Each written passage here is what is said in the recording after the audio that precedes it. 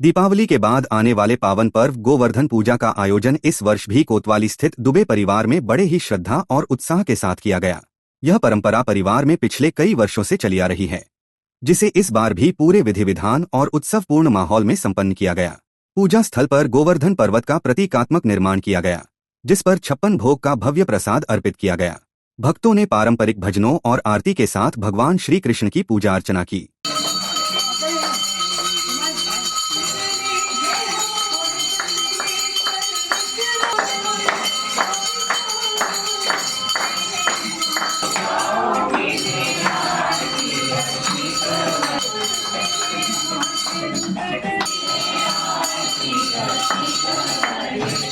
दुबे परिवार ने बताया कि यह आयोजन केवल धार्मिक अनुष्ठान नहीं, बल्कि संस्कारधानी जबलपुर और देश की सुख समृद्धि की कामना का प्रतीक है। आज गोवर्धन अन्नकूट की पूजन हमारे यहाँ हुई। भगवान श्री कृष्ण ने समस्त संसार को यह बताया कि प्रकृति ही सब कुछ है।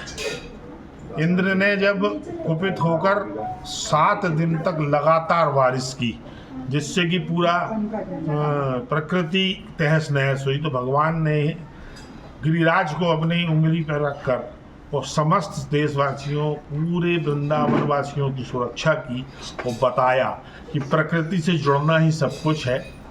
इन्हीं भावनाओं के साथ हमारे यहाँ प्रतिवर्ष गोवर्धन भगवान का पूजन होता है, साथ ही हमारे गुरुदेव भगवान का पूजन होता है और 56 प्रकार के व्यंजन बन के भगवान का भोग लगता है, क्योंकि 7 दिन भगवान ने भोजन नहीं किया। तो भगवान को 7 दिन 8 पहर भोजन बनता है, इसलिए 8 दिन का जो 7 दिन का जो था वो 56 प्रकार का भोजन हुआ। मैं इन्हीं भावनाओं के साथ समस्त देशवासियों को, प्रदेशवासियों को, शहरवासियों को यही संदेश देना चाहता हूँ कि निश्चित रूप से प्रकृति से जुड़े, खूब पटाखे फोड़े, लेकिन उतने पेड़ भी लगाएं, जिससे कि हम सुरक्षित और स्वस्थ रहें। यही भावनाओं के साथ जय जय परशुराम। हम भगवान गिरिराज जी महाराज का यहाँ पूजन करते हैं और इस बात का स्मरण करते हैं, गुरुदेव भगवान की बातों को याद रखते हैं कि हमें शुद्ध मन से भगवान की पूजन करना चाहिए, अहंकार को छोड़ना चाहिए, प्रकृति का संरक्षण करना चाहिए।